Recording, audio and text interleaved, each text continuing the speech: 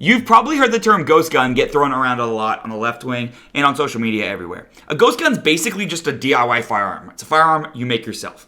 Now, liberals are terrified of these guns. Not because they're more dangerous. They're not.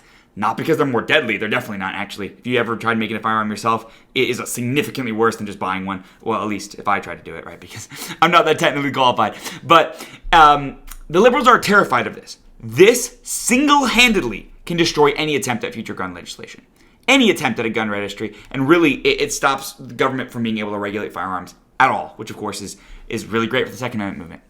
So, basically, this is a news story from the AP.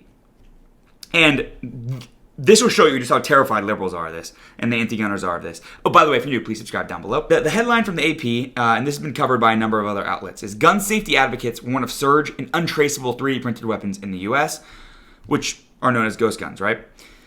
Now, of course, the reason they call them ghost guns is just because it's scary, but essentially this is what most guns were throughout all of human history, right? Someone makes a firearm and they either keep it themselves or they sell it to someone else. This is nothing new, but I'm going to read to you a quote from this article from Nick Suplina, Senior Vice President in Law Policy at Everytown. Everytown's one of the really big anti-gun groups. So this guy's scared, we know we're doing something right. So Nick Suplina says, we're starting to see what kind of feels very familiar. It is now at a small number of recoveries in certain major cities, such that it's doubling or tripling year over year. We're seeing this very familiar rate of growth, and that's why we're getting this group together to discuss how to stop it. So if you don't remember, Biden in 22 basically put a bunch of rules on these ghost guns, curtailing your ability to make and buy them and requiring age verifications for the firearm part kits and other things like that. Here's the thing. The reason they need to do this is because once ghost guns have proliferated in the United States, once the government no longer knows if I have a gun, if you have a gun, because we didn't buy them from anyone, gun control is functionally dead. One of the things I always bring up to liberals when they ask me about gun control and things like that is I say, okay, think about this logically. Let's just lay it out logically. Let's say you wanted to ban guns in America. How would you do it? Well, first you have to pass a law by Congress, except you can't because the Supreme Court would stop it. So you have to get the Supreme Court to okay a law that clearly goes against the right of the people to keep and bear arms shall not be infringed. And if you could do that, then you have to get the military on it or the police force, both of which are pro-Second Amendment, by the way, most of the time, not always. The ATF, pretty not pro-Second Amendment, but a lot of individual police forces are, and certainly across the U.S. there's enough that you wouldn't be able to do it. And if you could get them on board, you'd have to get the people whose guns that it is to hand them over to you. That's not going to happen. Breaking news, that's not going to happen. And now we have another objection. Which is you don't know where they are. So obviously FFLs do collect registries kind of who buys and sells from them. They're not really supposed to use these as a gun registry. I'm not saying they do. But if they were to pass some law like this, they could probably trace back most firearms in the United States to somebody, or at least have a pretty good guess. But with these ghost guns, they can't. And they are terrified. And you can see this from the AP. But 3D weapons present a thornier problem. This is talking about how we are able to push Polymer 80, which is a manufacturer of weapons parts, gets out of business. But 3D weapons present a thornier problem. They aren't manufactured or sold through the firearm industry, and neither 3D printer companies nor the cloud-based platforms that host gun blueprints fall under the ATF authority. That leaves much of the prevention work to voluntary action and new legislation. Incredible. They are screwed, and they know it. And every year that passes, we have more and more ghost guns. I actually like the term ghost guns, by the way. I know it is a propaganda term, kind of invented by the left wing to try to make it scarier, but I think it sounds cool, so I'm going to keep using it. So anyway, here's the reality. Here's the reality of the situation from the left wing perspective. If you want to curtail guns in America, knowing that 3D printers exist, knowing that custom machining exists, you can't. They can't stop you from downloading movies illegally through torrenting. And all this is a file on your computer that turns into an actual firearm.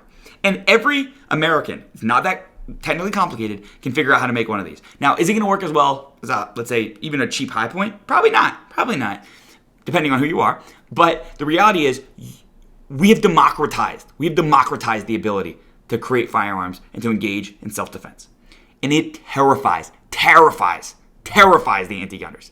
They have lost all power completely to regulate this.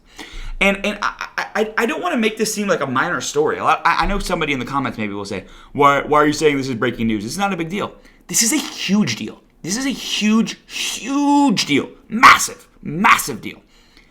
They fundamentally, unlike in the early 1900s, they could just put all gun makers out of business, and then you're just screwed. They could put all FFLs out of business, and then you're just screwed, and they could start, finding people's guns and taking them away. They can't anymore. They physically cannot anymore. If for whatever reason they decided to ban all firearms, which of course they couldn't do, if they did try and do that, and somehow they were able to get everybody on board, like the Supreme Court, Congress, the Senate, somehow the president, right, and governors, all the different sheriff counties, everything like that, they were able to get them all on board, they have a massive problem. We can just make them. And as time goes on, that only gets easier and easier and easier and easier. There is a legitimate, completely foreseeable future where you can just buy a 3D printer, load a file in, and boom, you got a firearm.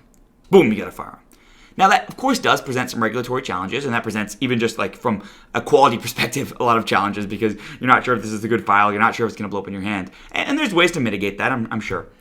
But there's no way to mitigate it from the perspective of the government, at least as far as stopping people from being able to own firearms. They are just totally screwed, and they know it. And this has been the history of the Second Amendment since 2008. Since Heller, they have only been backtracking. There have been a couple kind of minor encroachments, and I know they don't seem minor at the time, like the bump stock ban, which obviously got struck out in, like the 2022 ghost gun regulations, right? There have been some minor encroachments, from weapons parts kits to, like I said, bump stocks to various other things.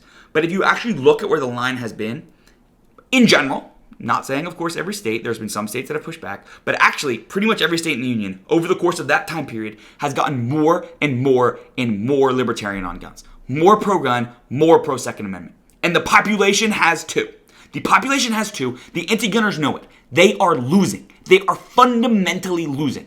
This is a battle that has been lost. Or at least if it hasn't been lost, it is like this close to being lost forever. At least as far as completely disarming the American people. It is a foregone conclusion that American people will be able to defend themselves. And once you get to that point, we will be able to have a well-regulated militia, right? A militia well-equipped for the purpose of defending America against tyranny. That has only gone one way. And with every passing day, we get closer and closer to a future where the government is unable to stop citizens lawfully carrying their firearms. This is just phenomenal news. I know it may not seem like a big deal, but I really hope you did kind of appreciate why I think this is so significant. If you did, though, please do subscribe down below. I really, really appreciate it, and I'll see you in the next one.